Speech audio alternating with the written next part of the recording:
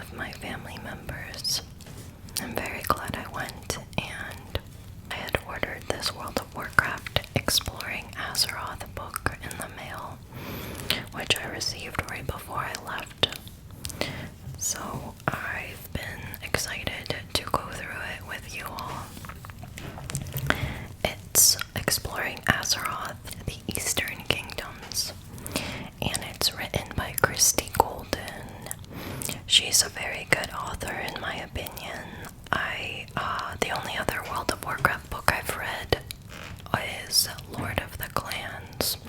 It's about Thrall and his escape from Durinhold Keep, and I would recommend it if you haven't read it yet. Before we dive into this book, let's read the back cover. Adventure awaits in the Eastern Kingdoms. From the shining towers of Silvermoon to the sulphurous Blackrock Mountain to the white stone castles of Stormwind, the Eastern Kingdoms are vast and full of wonder.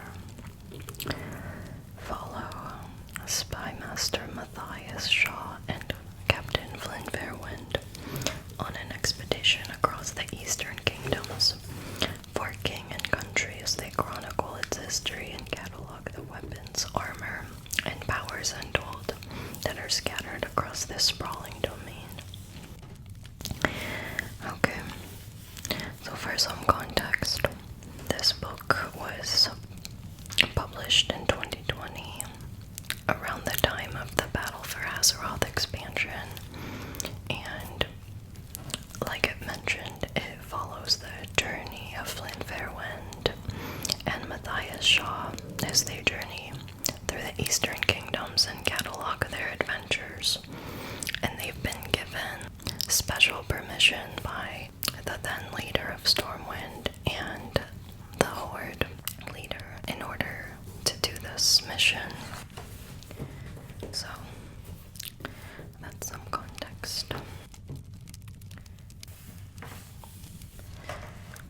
So, first we have this map of the Upper Eastern Kingdoms.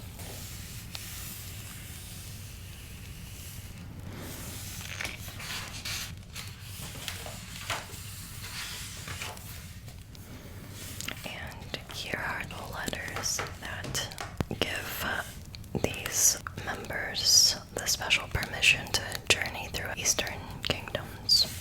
So this is signed by Anduin Lane Rin, King of Stormwind at that time, and High Chieftain Bane Bloodhoof. Okay.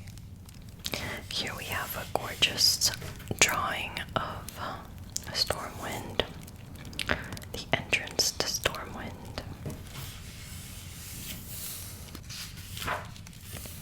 This is Eastern Kingdoms. Let's trace it, starting with Silvermoon to the Blakelands, Undercity, Dearest Glades, Silverbine Forest, Arathi Highlands, Iron Forge, Blackrock Mountain to Stormwind, to Karazhan, and Stranglethorn Vale. It's a bit, I followed it the opposite way of how they did their journey. I'm pretty sure they started in Stranglethorn or Stormwind. I did read this book in advance, it's really good.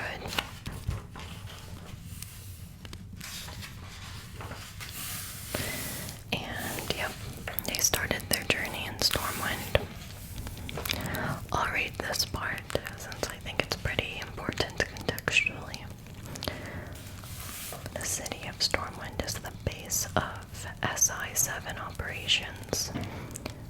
My agents know every inch of this place, and we have a few friends in nearly every quarter, selling goods, listening to strangers chat, and keeping an eye out on our behalf. The entrance to Stormwind itself is impressive. The bridge to the city proper is lined with large statues commemorating the fallen leaders of the Alliance expedition to Draenor. Fate was challenged and overturned as all 5 Falstead, Wildhammer, Tanath Trollbane, Archmage, Khadgar, Illyria, Windrunner, and Ixarch Turalian turned out to be very much alive, though Illyria and Turalian returned to us forever changed. Stormwind is the beating heart of the Alliance and a major part of Azeroth's history. Established well over 1,000 years ago, it's also seen its share of violence. In years past, the Black Dragon Deathwing destroyed vast sections of the city, but Stormwind experienced its greatest damage during the First War. The orcs forced a mass exodus to Lordaeron after occupying and devastating our city. A young Prince Varian was among the refugees' number, but eventually Stormwind was reclaimed and rebuilt by the Stonemasons Guild. They restored Stormwind to its former majesty, and their skill and distinctive style is evident in the keep and in the cathedral alike. And while the different roofing material distinguishes each of the districts, nearly all exteriors in Stormwind are made from this white stone. Unfortunately, what began as the stonemasons' rightful request for payment turned into a heated dispute between them and the nobles, who urged on by Lady Katrana Prester. Soon things turned violent. Queen Tiffin was killed while she was attempting to calm the rioting masons. Varian, enraged and grief-stricken, came downward on the rioters who fled to Westfall. There, the once respected guildmaster Edwin Van Cleave stepped in to unite the angry stonemasons. Using his training in the arts of stealth and subterfuge to form the Defias Brotherhood, Her Majesty's untimely death and the rise of the Defias remain a stain upon SI7. And we've been able to determine that Lady Breastar was in reality the Black Dragon daughter of Deathwing, and take out Van Cleave sooner, so much tragedy could have been averted. Fortunately, the threat both she and the Defias posed has been neutralized. Here it talks about the keep, throne room as well, and the war room. And I believe this is mainly written by Matthias Shaw, but also you'll see little footnotes, little comments by Flynn Fairwind. Like here he wrote about the throne room. I understand you have to work with what you've got, but I'm so much better than a king killer.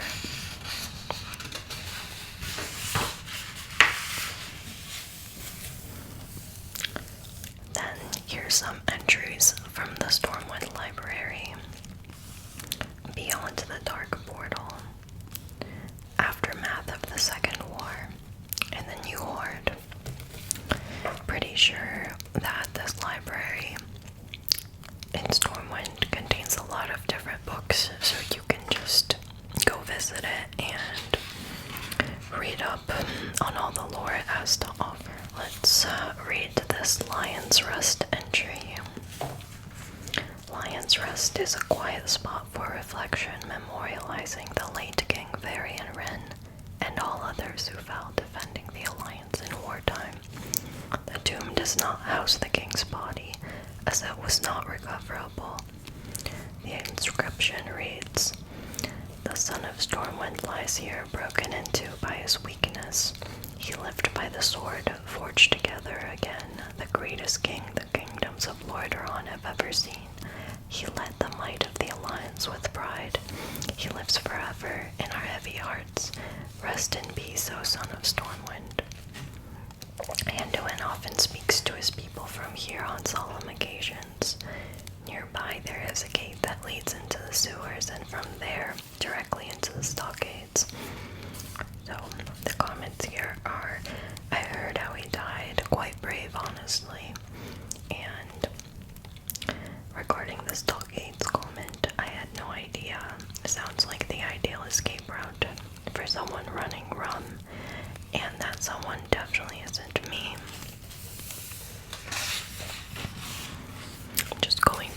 focus on the most interesting parts because it would take a really long time to read through all this. Anyways, here we've got art of different armor sets from Classic. So this is the Lawbringer armor. So we see here the Paladin's got his giant warhammer with the Alliance emblem and the massive shoulder pads. And it gives you some context about these different armor sets. Basically lore for them. Senior paladins claim that the light itself shines through the hallowed metal, calling favor down upon the wearer.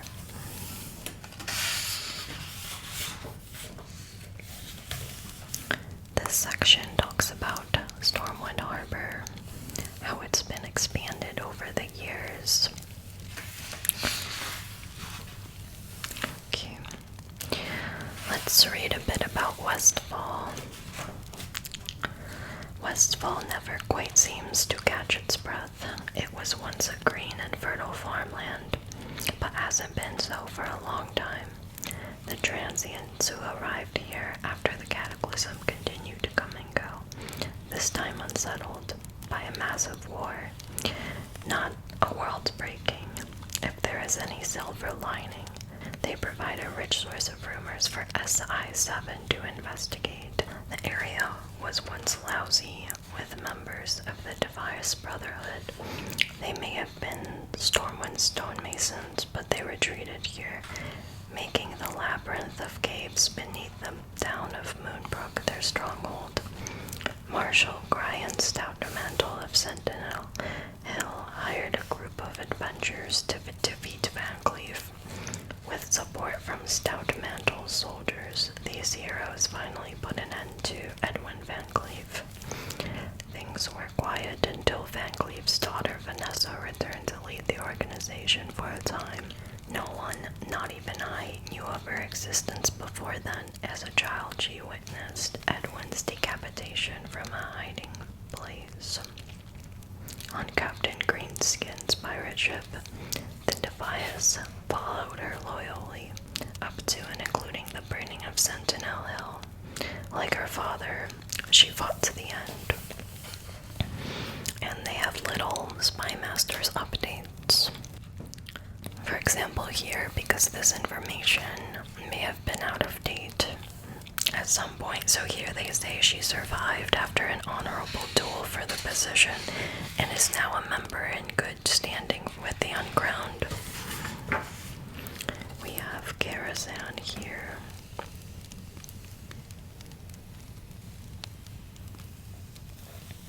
Also talks about the Dark Riders sent by Medivh to collect artifacts. Powerful and dangerous artifacts for him. And he would keep them in Karazhan. And here is one of the Dark Riders' horses.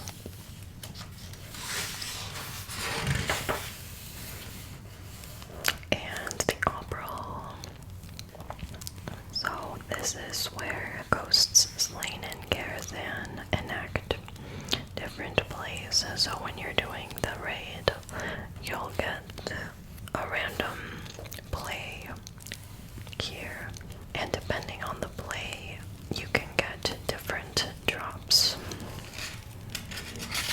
So this next part is part 3, Stranglethorn. The southernmost part of the Eastern Kingdoms is Stranglethorn, noteworthy for 3 things.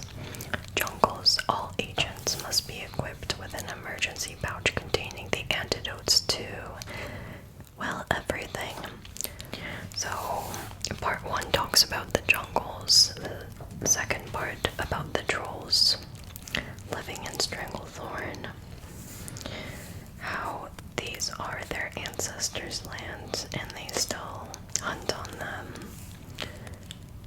And next are the pirates, specifically the Bloodsail Buccaneers. Zolgurub, which is the former capital of the Gurubashi Empire.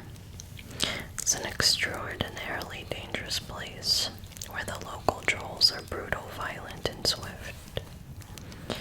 You can go here in search of priceless treasure, but many adventurers who try to go here never come back.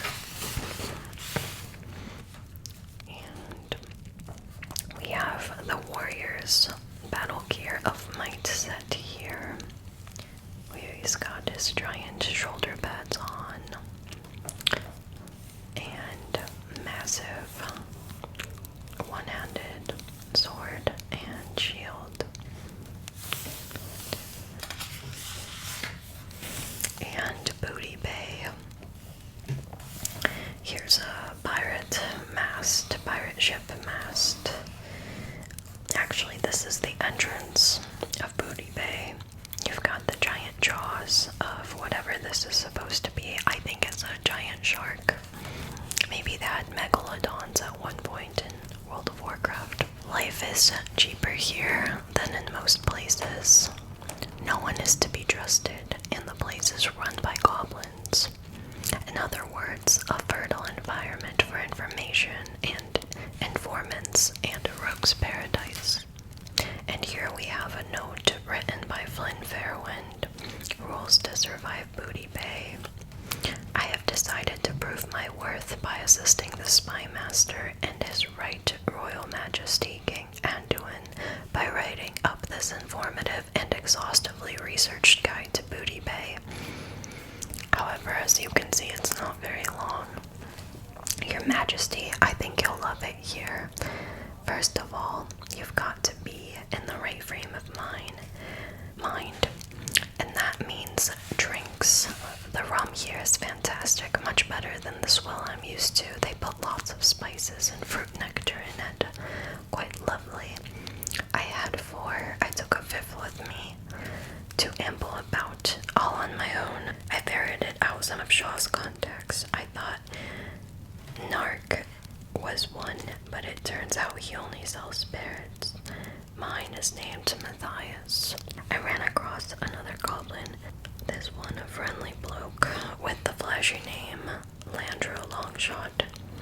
Turns out he's the manager of the Black Flame, a delightfully mysterious organization specializing in hard-to-find items, gladiatorial combat, and lucrative games of chance.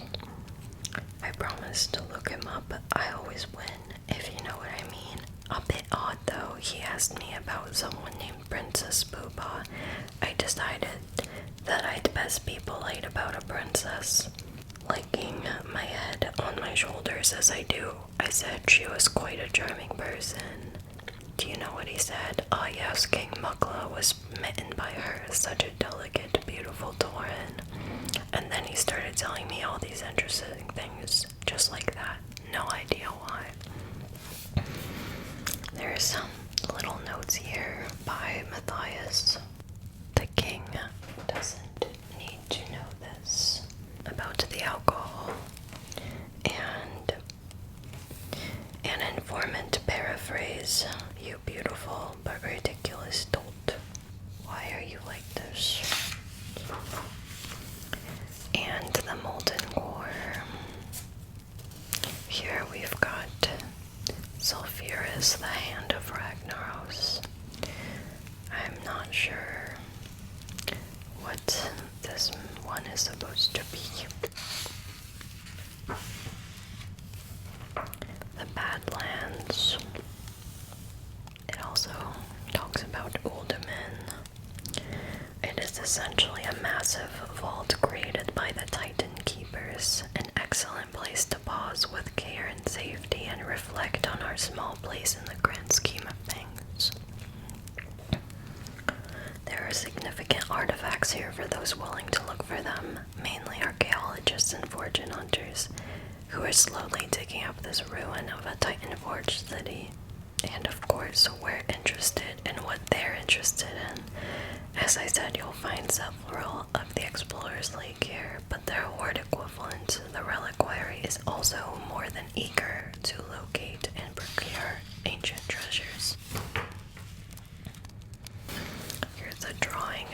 Husks of Norganon, which started a quest in Classic WoW that was never quite completed.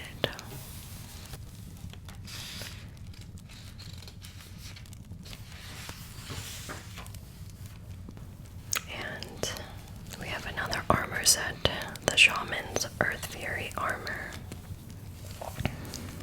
While a shaman's duty is to the protection of the earth, they can still invoke the element's wrath. The cracked rock and molten lava of the Earth Fury armor is the most physical example of a shaman's power I can think of.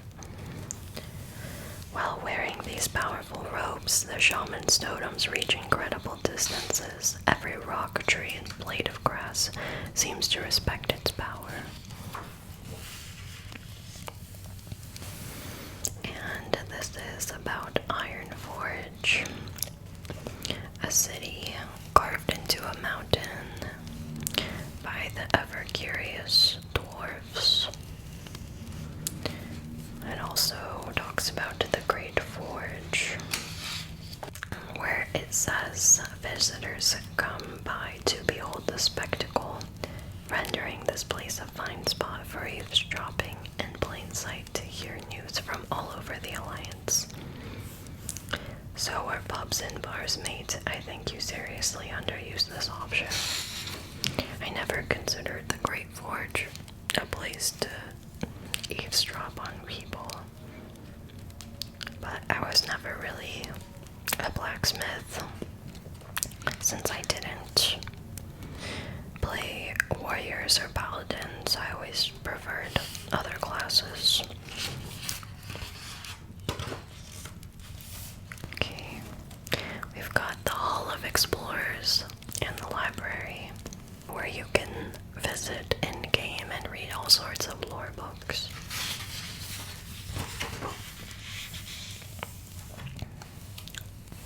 Old Ironforge. The door to Old Ironforge. It was eventually opened, and Magni, he ended up being crystallized and stuck in place for a very long time.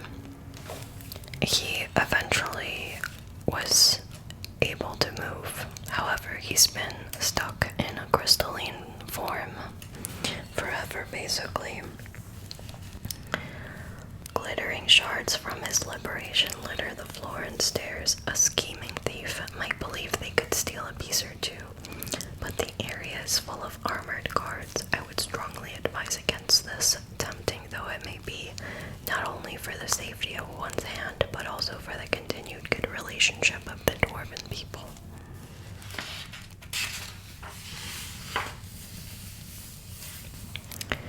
Arathi Highlands, Arathi Basin, which used to be my favorite PvP zone. Right now I don't have a favorite PvP zone, but something I would love doing on my Night Elf Hunter is climbing onto the roofs of buildings by jumping and then disengaging, and then you could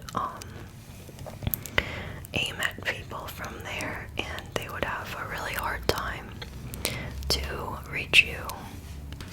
We've got the Warlocks Felheart Raiment here.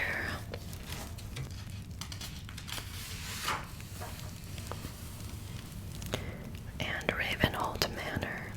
Years ago, a group called the Syndicate wandered this part of the Highlands, comprised of noblemen and their vassals who resorted to the tactics of those who should be well beneath them. It is not the first time nobility have behaved like scoundrels. I am pleased to say the Ravenhold assassin organization, led by Yorick Ravenhold, accepted SI7's aid in routing out the Syndicate affliction, housing the base of operations out of his manor. As of this writing, Ravenhold is currently the leader of the Uncrowned. And here we have an undead rogue in Night Slayer armor and 2 daggers. I always thought this armor looked really cool. And I remember back in the day exploring Ravenhold Manor books basically had a special hidden area, because I don't think you would go there unless you were a rogue, because they had special quests there. The Western Blakelands. This is a picture of Tyrion Fordring and his wife and son. I think it's very cool because it's one of the few pictures in color here. Here, there's a Spy Master's update. I regret to write that since my last entry, Tyrion has joined his artist friend and both his wife and son in death. He died having lived a long life of honor and service. It took a monster of the Burning Legion to end him. He is interred in the Sanctum of Light, where his plaque reads, "Friend, brother, mentor, High Lord Fordring was a paragon of the light and exemplar of what all paladins strive to be. May his spirit guide us in the dark days to come." Vestments of Prophecy. Another really cool looking armor set in my opinion. While priests are shielded by their faith, having physical protection is still a wise precaution. Durable fabrics and a blessed mantle make up the vestments of prophecy, worn by priests who often find themselves in their convictions in battle. Light Soap Chapel, which a lot of you will remember from the Death Knight quest chains. Here's a picture of Light Soap Chapel. I will read an excerpt from this. Aptly named, this chapel has been a beacon and comfort to those who journey here. Beneath the chapel is the Sanctum of Light, a place where the Knights of the Silver Hand congregate. Many paladins of the past take their final rest here, their bodies safe from the grips of any forces who would use them for dark purposes. The walls of this place are covered with famous weapons, and its halls have made room to store many of the artifacts that have been recovered from Scholomans, Stratholme, and the Blakelands in general.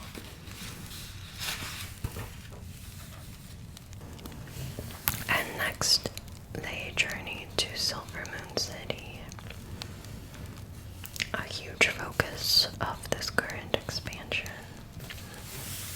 I'll just read the highlights. The Blood Elves are a fiercely proud people, and older injuries done to them are not forgotten.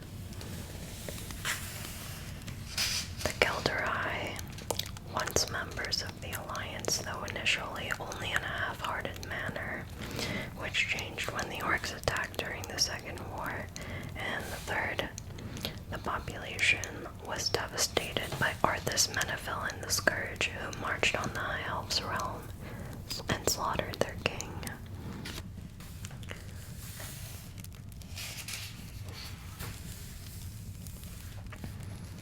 This mage set is the focus of this next page, the Arcanist Regalia. A symbol of accomplishment for highly practiced mages, each as formidable as the next.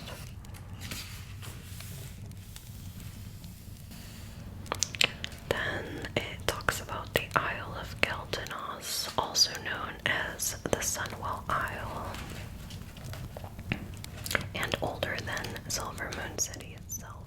It is the most sacred place in the world of the Sin'dorei.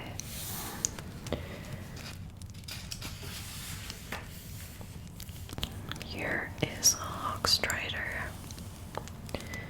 I believe this is specifically the Hawkstrider of Kel'Thas, because they mentioned it on the previous page. Some hunter armor here, the Giant Stalker armor.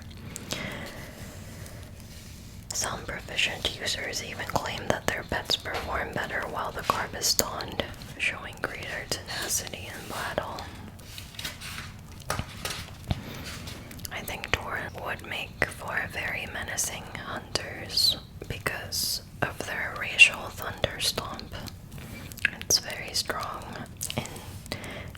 people away from you, I think, but whenever I play a hunter, I always choose a night elf or a Drakthir for their mobility. Then Hillspread, Silverpine Forest as well. And this is Shadowfang Keep.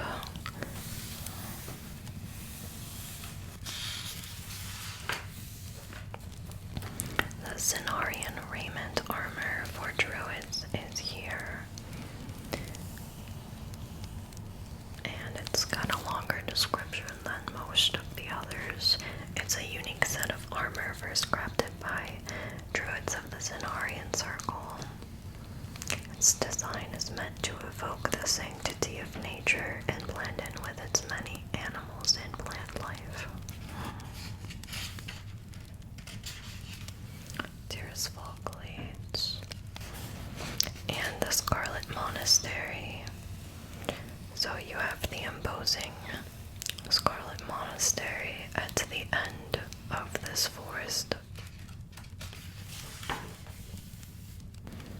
Talks about Whitemane and the elimination of the Scarlet Crusade. I have been informed that, to the best of our knowledge, the Scarlet Crusade has been eliminated entirely. It seems that only the undead could truly destroy those who had tormented them for so long. As for Whitemane, what an ironic twist of fate that she so despised the undead, yet has become one of them. There is some grotesque poetry in it. Then it talks about the Undercity. Here you can see one of its many tunnels, and this is the most common way that Alliance would enter it when invading Undercity. Talks about the room with the plaque of the former King Tyrannus Menethil II, who was murdered in his own throne room by his son Arthas. I'm not sure if it shows the throne room. Maybe it shows it later on.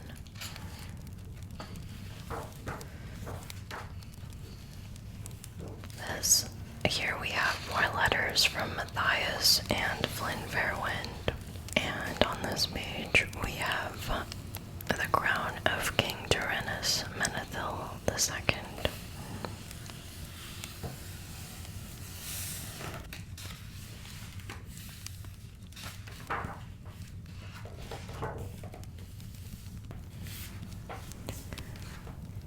Something that really surprised me when I read this is Matthias and Flynn Fairwind gave away the location where this crown is buried.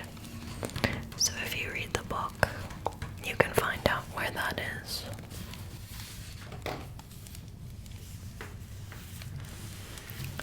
And that's all. There's a lot of different books in this series.